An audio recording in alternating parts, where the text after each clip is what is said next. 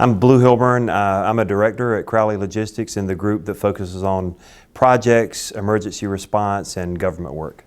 My sense before leaving to go to Liberia is this was going to be one of the most difficult environments that I'd ever worked in. Now, Liberia has a very difficult logistics geometry in terms of how you can move supplies and equipment there. The road networks are extremely difficult, and it could take 30 minutes to move 1 mile over some of these roads.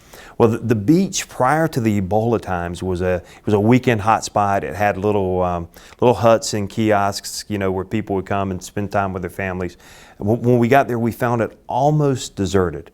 What we did find on the beach were ladies with white head wraps and white, they're like skirts. It's basically a cloth they wrap around their waist. They call them lapas. So they had white lapas and white head wraps, and they were on the beach. And when we walked over, they were cooking a small meal there with an open fire. We asked what they were doing, and they told us they were praying away Ebola.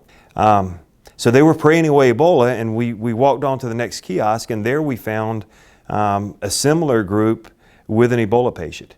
And it really struck home because this was prior to us being able to have these Ebola treatment centers constructed. And so the people had no other recourse but to bring their loved ones out into the open where they had fresh air, to cover them and care for them as best they could, and then pray that they would be healed. There was no real recourse to medical treatment at that time. That changed dramatically.